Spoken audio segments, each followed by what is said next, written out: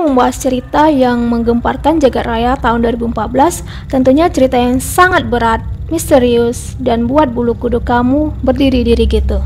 Dua wanita cantik dari Belanda, Chris dan Lisanne, yang sedang mendaki gunung di Panama, namun tiba-tiba hilang bak ditelan bumi. Beberapa bulan menghilang, ditemukan tas Lisanne lengkap dengan isi-isinya yang bersih, dan jeans Chris yang dipakai sewaktu hiking terletak rapi di atas batu, dan foto-foto yang aneh di kamera mereka. Kalau kalian penasaran apa yang terjadi dengan dua gadis ini, dipaksa atau diculik, kenapa ada tulang-tulang yang berserakan, dan sepatu boot yang masih ada kakinya. Tonton terus video ini sampai habis. Dua wanita yang bernama Lisanne Frans berusia 22 tahun, itu lulusan Universitas Saxion jurusan Psikologi Terapan di Amersfoort, Provinsi Utrecht, Belanda, dan temannya yang satu lagi itu bernama Chris Kremers, usianya 21 tahun, itu dari Universitas Utrecht, Belanda juga, jurusan seni. Jadi mereka ini seperti beda jurusan, nggak beda universitas, tapi masih satu daerah gitu. Awal pertemuan Chris dan Lisanne ini terjadi ketika mereka bekerja paruh waktu di sebuah kafe.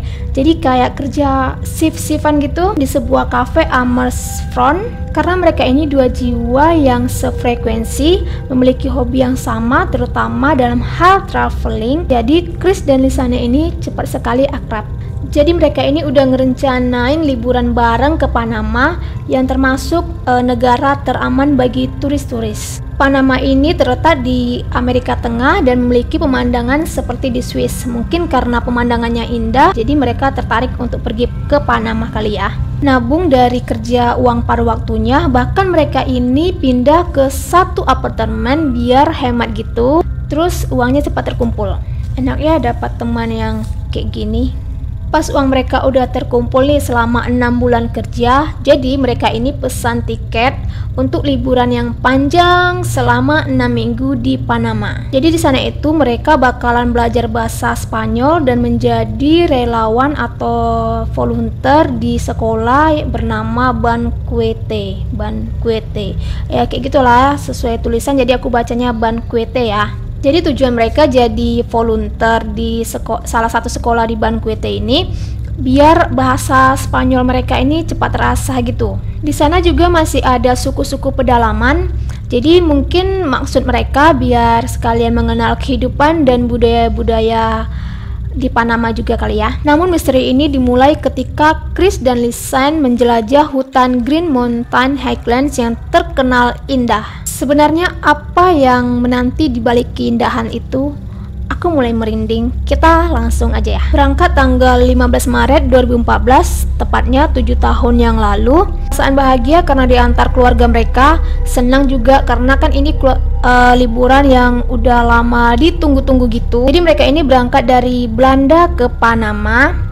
Tempat yang pertama kali mereka kunjungi itu bernama Isla Colón. Jadi di Isla Colón itu mereka menghabiskan waktu selama 2 minggu untuk belajar Spanyol tadi. Jadi sana itu mereka bukan cuma belajar Spanyol, tapi mereka juga mengeksplor hutan-hutan yang ada di sana, Isla Colón, bermain, kulineran, pergi ke pantai, selfie-selfie, hunting, dan lain-lain lah. Senang-senang lah intinya. Semestinya liburan ya bahagia lah ya. Setelah 2 minggu di Isla Colón, mereka pergi lagi menuju tempat tujuan yang lain bernama Boquete. Boquete ini masih satu daerah dengan Panama karena Panama ini daerah yang kecil.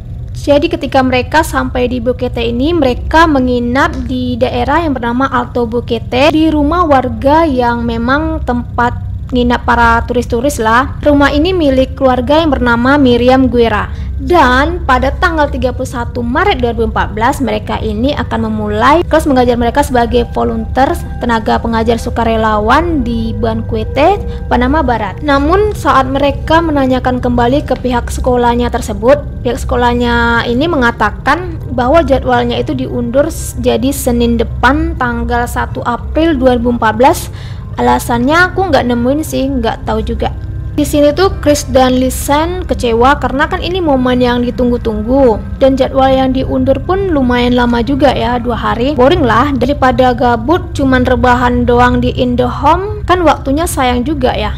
Jadi mereka, Chris dan Lisan ini memutuskan untuk pergi jalan-jalan, menikmati, mengeksplor pemandangan yang ada di Alto Phuket ini. Jadi di tanggal 1 ini mereka seperti pergi jalan-jalan, mencari tahu, berkenalan, mencari tour guide, karena kan tanggal 2 mereka bakalan pergi tuh hiking. Jadi mereka tuh pergi sekitaran Alto Phuket ini untuk menikmati juga sih. Di tanggal 1 sebelum mereka pergi hiking, mereka ini sempat jalan-jalan dan sempat izin juga tuh sama bu kosnya si Miriam tadi, dan izin juga membawa anjingnya si Miriam biar dia nggak cemas juga. Terus dikasih izin juga tuh sama si Miriam untuk membawa anjingnya si Miriam. Mereka pergi ke hutan Green Mountain Highland dan ke Volkan baru. Gak jauh dari Bakwete tersebut, berjalan menyusuri hutan awan yang terkenal, berfoto selfie ya, bahagialah pokoknya. Anehnya, Chris dan Lisan ini belum pulang-pulang juga sampai sore. Jadi si Miriam ini mulai resah di sini. Telepon-telepon nggak diangkat, dihubungin terus tapi nggak ada kabar sama sekali. Si Miriam ini mulai mencoba untuk berpikir positif. Mungkin aja kan lagi nongki-nongki sama teman baru, atau masih belum puas tuh jalan-jalan menikmati Panama ya kan. Tapi nggak beberapa lama dari itu, anjingnya si Miriam ini balik sendirian tanpa adanya Lisan dan Chris. Cuman anjingnya doang yang balik ke rumah. Si Miriam tambah panik dong, khawatir. Terus dia pergi menelusuri si Lisan dan Chris ini di sekitar rumahnya. Mana tahu kan masih aja nongki di sana. Terus dicari-cari nggak nemu-nemu, tambah panik dong. Keesokan paginya si Miriam ini dapat telepon dari tour guide-nya si Lisan dan Chris ini. Si tour guide-nya ini nanya, si Lisan dan Chris ada di sana nggak? Soalnya saya udah nunggu nih dari tadi, kok dia nggak datang-datang ke sini. Mereka kemana ya? Soalnya sudah janji juga sama saya hari ini. Si Miriam tambah panik dong, shock juga. Karena kan dia kira si Lisan sama Chris ini udah pergi lagi. Dicek juga nih di IndiHome-nya, tapi nggak ada juga. Terus si Miriam ini ceritalah sama tour guide-nya ini. Dan si tour guide-nya ini datang ke rumah si Miriam buat bantu si Miriam nyariin si Lisan dan Chris ini. Miriam mulai mencari kemana-mana, terus dia juga nyari nelpon ke pihak sekolahnya, mau tahu Lisan dan Kristi ini ada di sekolah, tapi nggak ada juga. Terus si Miriam ini ceritalah semuanya ke pihak sekolah, sampai pihak sekolah itu nelpon ke orang tua si Lisan dan Chris. Ditelepon juga polisi tapi nggak langsung datang. Besoknya baru datang tanggal 3 April 2014. Besoknya tuh polisi, warga sekitar melakukan pencarian, ditelusuri di sekitar Pianist Trail tempat mereka jalan-jalan, dicari di sana sini tapi nggak nemu juga, oi. Nggak ada jejak satupun atau bekas jejak atau sesuatu yang ditinggalkan di hutan itu nggak ada. Barang-barang Chris dan Lisan juga nggak ditemukan, jadi semuanya tuh nggak ada jejak sedikit pun nggak ada ditemukan. Sampai-sampai orang tua Chris dan Lisan ini datang ke Panama, bawa detektif, polisi, anjing pelacak juga buat nemuin si Chris dan Lisan ini, tapi hasilnya itu nihil, nggak ada sama sekali. Investigasi yang dilakukan itu buntu. Nemu ikat rambut ataupun hal-hal yang nggak sengaja dijatuhkan itu nggak ada sama sekali. Jadi kayak mereka pergi ke hutan tapi nggak ada jatuhin sedikit barang pun bersih, nggak, maksudnya bukan bersih sih, cuman barang-barang yang dipakai oleh Chris dan Lisan ini nggak ada di hutan sama sekali. 10 hari berlalu, orang tua Chris dan Lisan ini tetap berusaha mencari keberadaan anak-anaknya, anak-anak mereka. Mereka juga menempelkan poster-poster berwajah Chris dan Lisan ini, membuat hadiah bernilai $30 atau sekitar 400 jutaan gitu, gede juga ya. Berita ini sebenarnya udah tersebar di seluruh Phuket, bahkan di Panama sendiri mereka itu udah pada tahu kasus kehilangan 2 wanita dari Belanda ini. Panama ini termasuk daerah yang kecil, jadi kalau misalnya ada informasi-informasi yang menghebohkan gitu, pasti seluruhnya langsung tahu gitu, nyebar. 10 minggu berlalu, investigasi ini sebenarnya sudah dihentikan, tapi seorang wanita penduduk lokal di daerah Phuket itu datang ke kantor polisi melaporkan kalau dia menemukan tas ransel biru yang mencurigakan, dan sebenarnya juga tahu kalau misalnya ada kasus 2 wanita yang hilang. Si wanita ini menemukan tas ini di dekat sungai Alto Romero, di dekat sawah-sawah saat dia sedang berjalan, berjarak sekitar 10 km dari tempat tinggal Lisen dan Chris. Lumayan jauh juga ya kalau misalnya bolak-balik jalan kaki dari Alto Romero ke Boquete itu. Pegel juga kaki ya kalau misalnya bolak-balik. Pas dibuka tas biru ini ditemukan barang-barang yang masih rapi, tersusun rapi dan bersih. Baik itu 2 pasang kacamata, 1 botol air, uang masih ada senilai $83 atau sekitar 1.300.000-an. Paspornya masih ada, kameranya juga ada, terus ada 2 bra juga yang masih bersih. HP milik Chris dan Lisen ini masih bagus, tanpa lecet, tanpa noda sedikit pun, tanpa lumpur sedikit pun, kering juga, bahkan HP dan kameranya itu masih berfungsi dengan baik. Dan anehnya lagi, di dalam tas ini tidak ditemukan kompas, kunci rumah, dan alat inhaler milik Lisen. Aneh nggak sih barang-barang yang nggak ada nilainya atau nggak berharga itu diambil atau hilang, sementara barang-barang yang bernilai gitu kayak uang gitu kan, bernilai kamera, HP itu nggak diambil. Inhaler untuk apa coba diambil sama orang tersebut?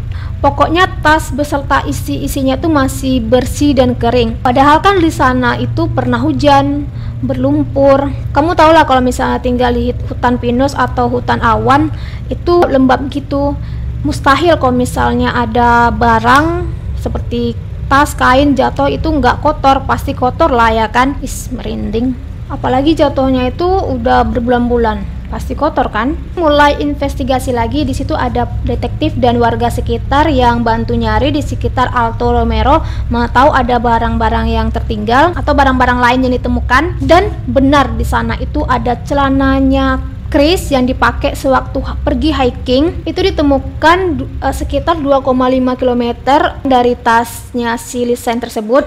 Celananya itu terlipat rapi, resletingnya itu tertarik ke atas. Pokoknya dia itu bersih di atas batu. Kalian ngerasa aneh juga nggak sih selama aku ceritain dari awal sampai sekarang ini? Aku tuh jadi ingat film Korea yang lagi booming itu. Polisi terus melakukan investigasi pada tas milik Chris dan Lisen ini. Ketika melakukan investigasi, polisi menemukan lebih dari 30 sidik jari. Itu tuh 30 sidik jari itu bukan sidik jarinya Lisen dan Chris doang. Aneh nggak sih? Jadi ini sidik jari siapa coba sebanyak ini? Pada HP dan kamera Chris dan Lisen ini pun nggak ada satupun petunjuk. Semuanya makin rumit, polisi pun makin pusing. Polisi pun melakukan investigasi mendalam lagi. Polisi memeriksa riwayat panggilan. Ternyata dari tanggal 1 April di mana si Chris dan Lisen ini pergi jalan-jalan untuk hiking, mereka itu sudah nelpon polisi, tapi karena sinyalnya nggak bagus, nggak nyambung juga. Karena kan dalam hutan, jadi sinyalnya itu rada-rada jelek. Di tanggal 10 sampai 11, Chris dan Lisen ini ternyata sudah berusaha menelpon polisi atau melakukan panggilan darurat, tapi nelpon berkali-kali itu nggak nyambung-nyambung, nggak ngangkat-ngangkat, cuman nyambung 1 kali, itu pun cuman beberapa detik. Berarti dari tanggal 3 sampai 11 itu mereka masih hidup dong, masih muter-muter cari jalan keluar. Dan kalaupun diculik, mustahil kan bisa pegang handphone, atau pinter-pinter kali ya. Tapi di sini yang anehnya itu kan di tanggal 3 udah dilakukan pencarian, tapi kenapa nggak kelihatan ya? Nggak ada yang lihat gitu. Kan ada anjing pelacak juga tuh. Biasanya kan hidung anjing pelacak itu kan tajam, atau mereka di suatu tempat yang kita nggak tahu sama sekali. Oke, kita lanjut lagi. Tanggal 1 sampai 11 itu mereka kan mencoba menghubungi. Di tanggal 6 April, oh ya aku lupa kasih tahu kalau misalnya di tanggal 1 April itu jam 16:39 sore itu mereka ketika sudah mencapai Mirador pendakian itu mereka udah nelpon darurat ke polisi. Di tanggal 6 April ini HP-nya si Chris itu dinyalakan. Tapi anehnya pertama kali HP si Chris ini dimasukkan pin password HP itu salah. Ya mungkin tipe kali ya. Kadang yang pertama-tama itu kadang suka salah masukin pin, wajar sih. Tapi di sini itu aneh banget karena dari tanggal 7 sampai 10 ada percobaan masukkan pin sebanyak 77 kali dan semuanya itu salah. Aneh nggak sih? Mustahil si Chris ini masukin pin salah semua, sekalipun tipe, dehidrasi, lelah, ngantuk. Menurut aku sih mustahil. HP tersebut dinyalakan kembali tanggal 11 dan dibiarkan menyala lebih kurang 1 jam sebelum dimatikan untuk terakhir kalinya. Dihidupkan ataupun diakses lagi itu tidak pernah lagi. Jadi pertanyaannya, kemana Chris dari tanggal 6 sampai 11 saat itu? Jadi nggak cuman HP aja yang diperiksa sama polisi nih, oi. Jadi kamera yang ada di tasnya Lisan ini juga diperiksa sama polisi. Dan foto-fotonya itu makin ke bawah, makin aneh, makin seram. Jadi foto-foto yang di atas, foto ketika tanggal 1 itu masih foto-foto normal. Ya foto-foto selfie, bahagia, semestinya datang ke tempat baru lah. Kalau kita datang ke tempat baru pasti fotonya semuanya tuh dipenuhi sama senyum, tawa, bahagia gitu kan. Makin ke bawah, foto-fotonya ini diambil ketika si Chris ini menghadap ke belakang, berjauhan, dan anehnya beberapa foto itu tangannya si Chris itu kayak ke belakang gitu. Aneh nggak sih? Kenapa harus tangannya di belakang? Apa dia diikat atau apa gitu kan? Dan si Chris ini menatap si Lisan ini dengan tatapan tidak percaya gitu, kayak ada mengisyaratkan sesuatu di dalam foto ini, tapi kita nggak pernah tahu apa yang diisyaratkan, apa yang dia tatap, apa artinya dari foto-foto tersebut, kita nggak tahu. Dan beberapa foto juga tuh kayak fotonya tuh diambil ranting-ranting, pohon-pohon, semak-semak, terus yang kayak berjauhan gitu. Itu aneh nggak sih? Seram. Terus dalam kondisi gelap, ada yang sore, ada yang gelap gulita. Berapa sih, seram. Tanggal 2-7 April kamera tersebut tidak digunakan lagi, tapi tanggal 8 sekitar jam 1-4 lebih dari 9 foto itu diambil dalam keadaan gelap gulita. Gak ada satupun wajah Chris dan Lisan ini di dalam foto tersebut. Selfie gitu nggak ada lagi, selain foto rambut pirang milik si Chris ini yang diduga ada noda darah, dan kemungkinan saat itu si Chris telah berbaring. 2 bulan setelah penemuan tas ini, polisi itu menemukan panggul dan sepatu boot, tapi sepatu bootnya ini masih ada kaki. Jadi di dalam sepatu boot ini masih ada kaki yang utuh gitu. Dan sepatu boot ini cuma sebelah doang. Diperiksa, tulang panggul ini cocok dengan DNA-nya si Chris dan sepatu ini cocok dengan DNA-nya Lisan. Di sana juga ditemukan 33 potongan tulang termasuk milik Lisan dan Chris, dan 3 orang yang tidak dikenal. Tapi tulang-tulang atau tengkorak utama Chris dan Lisan ini tidak ditemukan di sana, seperti tengkorak kepala, tulang kaki, dan pokoknya yang tulang-tulang utama itu nggak ada di sana. Jadi kemana? Dan pada saat itu tim forensik dari Belanda menyatakan kalau Chris dan Lisan ini meninggal karena kecelakaan. Dan itu nggak mungkin banget. Kalau misalnya sekedar kecelakaan, itu lebih dari kecelakaan. Itu nggak mungkin. Aku rasa sih nggak mungkin. Di sini juga kan udah banyak bukti-bukti tuh, dari bukti-bukti yang meyakinkan, bukti-bukti yang aneh-aneh. Itu kan kayaknya udah cukup, itu lebih dari perbuatan seseorang. Ini nih kayak lebih ke kasus pembunuhan. Berbeda dari tim forensik Panama yang menyatakan Chris dan Lisan ini diambil nyawanya atau dibunuh oleh seseorang. Sejauh dari cerita yang aku ceritakan, dugaan kalian yang mana nih? Kalian di tim forensiknya Belanda atau tim forensiknya Panama? Komen di bawah ya. Dan kasus ini benar-benar menimbulkan perdebatan dunia nyata dan media sosial. Karena kasus ini tuh belum terungkap sampai sekarang. 7 tahun berlalu, muncullah teori-teori dari berbagai pihak. Ada yang lumayan masuk akal, ada yang masuk akal, ada yang nggak masuk akal sama sekali menurut aku. Bahwa Chris ini dan Lisan ini mengalami kecelakaan. Mereka berdua diterkam sama binatang buas. Ya nggak tahu juga lah ya, seaman-amannya hutan pasti ada sesuatu yang bersembunyi di balik keamanannya itu. Tapi binatang apa coba? Singa? Macan? Cita? Kalaupun iya, pasti ini objek wisata, bukan untuk turis dengan perlengkapan seadanya. Ini tuh udah kayak objeknya turis untuk berjalan-jalan, berkeliling. Dan kalaupun diterkam sama binatang buas atau pemakan bangkai, pasti bekas gigitannya itu, sekecil-kecilnya bekas gigitan, pasti terlihat di mikroskop, ya kan? Dan yang anehnya lagi, tulang panggul milik si Chris ini seperti sudah diputihkan. Aneh nggak sih? Untuk apa coba diputihkan? Siapa coba? Binatang buas? Mutihkan? Nggak mungkin. orang pedalaman atau suku-suku? Rasaku sih nggak mungkin. Dan ada satu foto yang memperkuat bukti atau titik terang dari kasus ini. Satu bukti yang memperkuat kematian Lisanne dan Chris ini.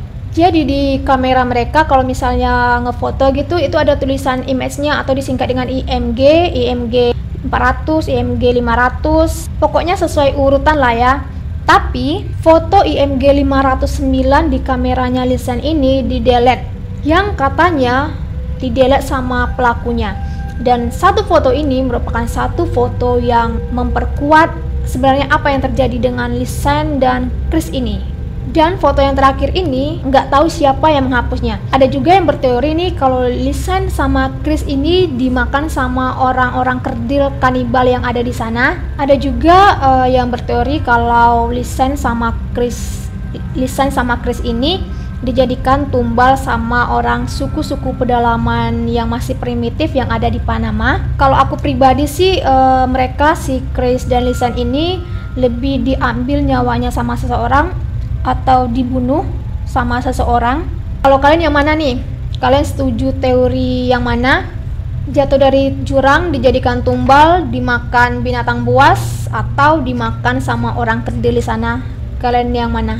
Kalau aku sih lebih si Lisanne sama Chris ini lebih ke dibunuh oleh seseorang atau diambil nyawanya. Aku juga mau tahu tanggapan kalian gimana, atau kalian punya info yang aku nggak punya di video ini. Kalian bisa komen juga, diskusi juga di sini. Karena kasus ini itu belum terpecahkan sama sekali sampai sekarang. Sampai di sini dulu videonya, semoga bermanfaat, bisa menghibur waktu kalian yang tenang. Dan jangan lupa tetap safety dimanapun kalian berada. Juga jangan lupa di like, di subscribe, dan di share ke teman kalian juga. See you next di video berikutnya.